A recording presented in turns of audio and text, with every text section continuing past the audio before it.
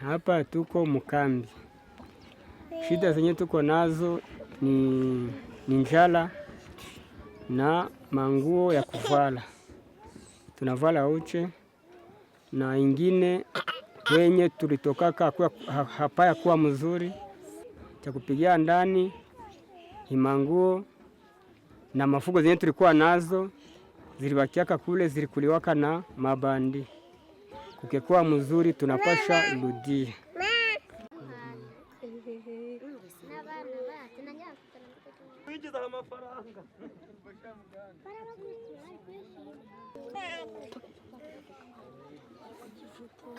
Nanjye je ngomba kugombora gasigara na bana.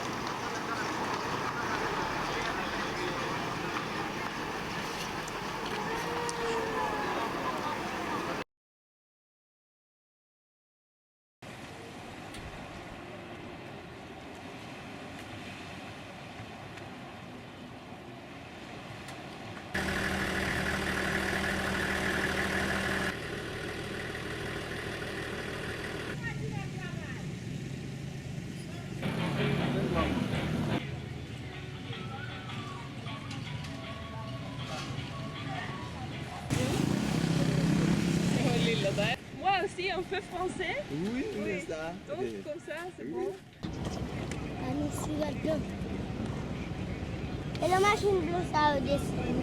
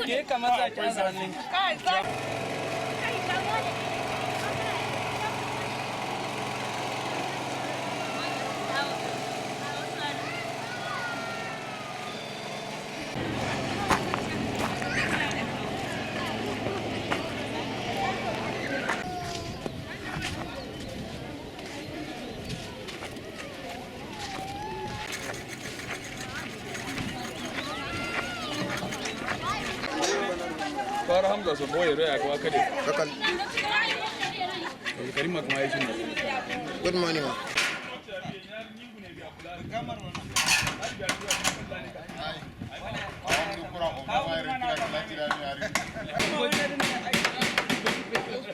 Dinar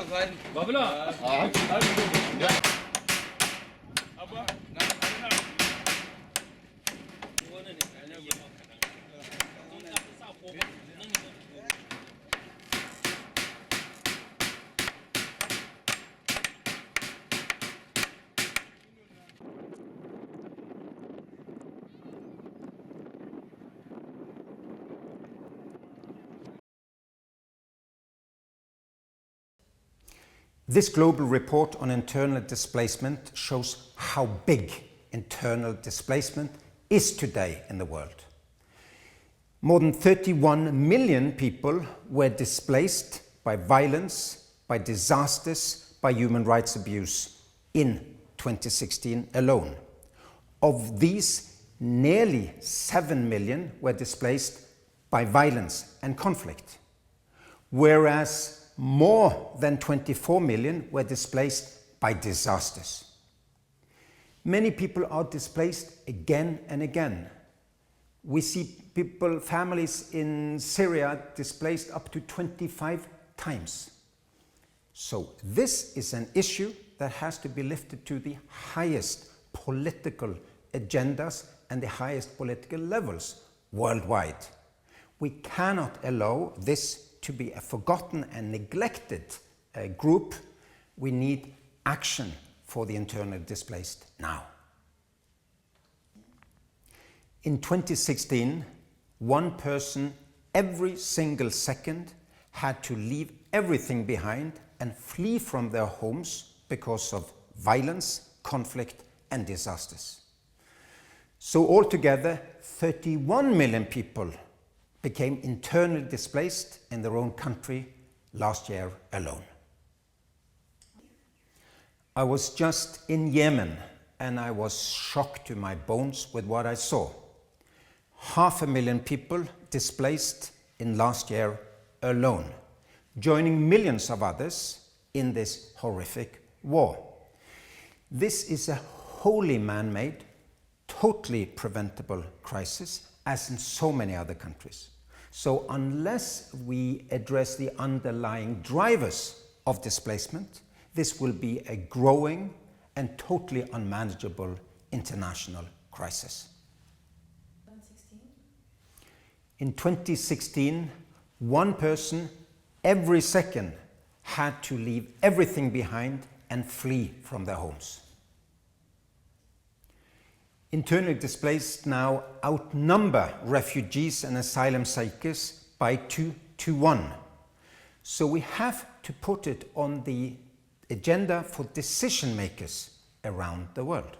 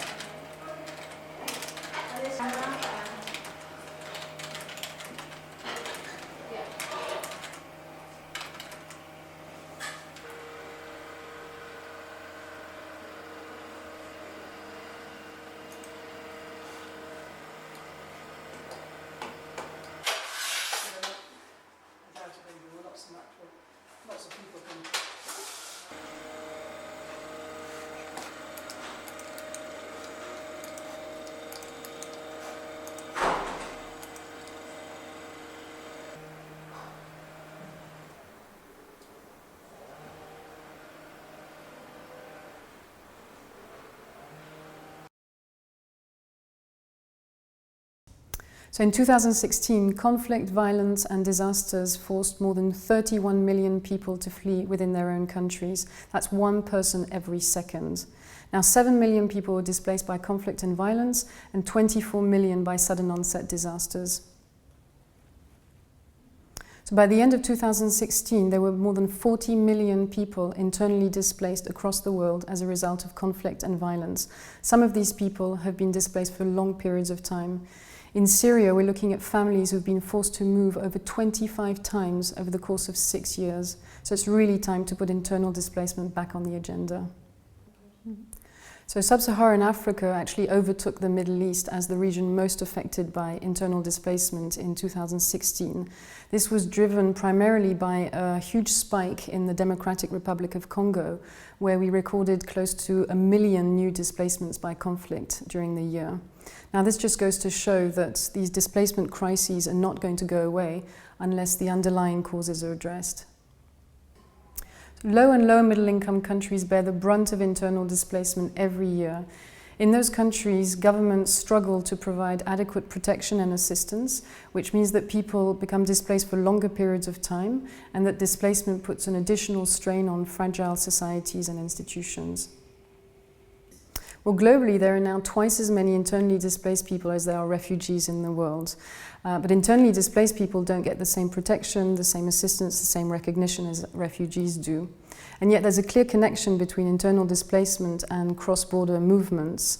A person who's an IDP one day can easily become a refugee, an asylum seeker, or an international migrant the next. And this is evident across the world, from Syria, Iraq, to South Sudan, Nigeria, even Central America. So we really need to understand these interconnections better so that we can provide better responses in the future. So one issue of particular concern to us at the moment is that of refugees who are being returned to their countries of origin, either forcibly or voluntarily, and who risk becoming internally displaced again. That's the case in Somalia, in Afghanistan, where we fear that the cycle of displacement will start all over again there. Well, just like the famines that are currently unfolding in sub-Saharan Africa and that are entirely man-made and preventable, internal displacement can also be averted and prevented.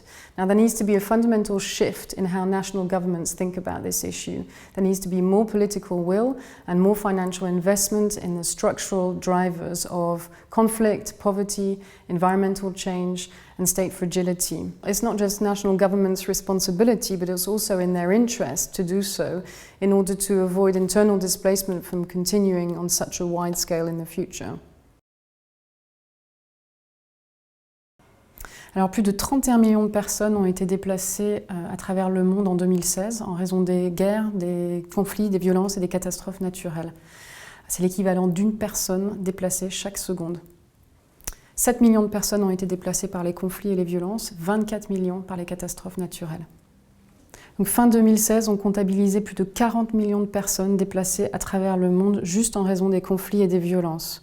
Dans certains cas, ces personnes-là ont été déplacées sur des périodes très longues. En Syrie, on voit des familles qui ont été déplacées jusqu'à 25 fois au courant des 6 dernières années. Il est vraiment grand temps de considérer le déplacement interne comme un des plus grands défis de notre époque. Alors en 2007, c'est l'Afrique subsaharienne qui a été la région la plus touchée par le déplacement interne, encore plus que le Moyen-Orient. Et ça a été dû principalement au fait que la République démocratique du Congo a connu un nombre très important de nouveaux déplacements liés au conflit, près d'1 million de personnes nouvellement déplacées pendant l'année. Ça montre que certaines situations de déplacement interne dans le monde ne vont pas disparaître tant que les causes structurelles ne sont pas prises en compte. Donc ce sont les pays à faible ou à moyen revenu qui sont les plus touchés. Donc des pays où les gouvernements ont du mal à répondre aux besoins de protection et d'assistance des personnes déplacées et où les déplacements vont typiquement se prolonger dans le temps et vont mettre une pression considérable sur des institutions qui sont déjà assez fragilisées. Alors aujourd'hui dans le monde, il y a 2 fois plus de personnes déplacées internes que de réfugiés. Il y a un lien évident entre le déplacement interne et des mouvements à travers les frontières. Une personne déplacée interne aujourd'hui peut devenir réfugié, demandeur d'asile ou migrant international demain. Ça se voit à travers le monde, de la Syrie à l'Irak, du Sud-Soudan au Nigeria jusqu'en Amérique centrale. Donc il est impératif de mieux comprendre ces liens afin de pouvoir améliorer la réponse à l'avenir. Oui, en ce moment, il y a une tendance qui nous inquiète tout particulièrement, c'est celle des réfugiés qui retournent dans leur pays d'origine, volontairement ou involontairement, et qui se retrouvent dans des conditions qui pourraient les amener à devenir déplacés internes à nouveau. C'est le cas en Somalie avec les retours du Kenya et en Afghanistan en ce moment avec les retours du Pakistan et de l'Iran. Alors, le déplacement interne peut être évité. On en connaît bien les causes et les conséquences. Ce qui manque aujourd'hui, c'est la volonté politique et l'investissement financier nécessaire pour prendre en compte les causes structurelles du déplacement interne, qui sont les conflits, la pauvreté, la fragilité des États, le changement climatique même. Il en va de la responsabilité des États, mais c'est aussi dans leur intérêt d'investir davantage pour prendre en compte ce problème afin d'éviter qu'il continue à une si grande ampleur à l'avenir.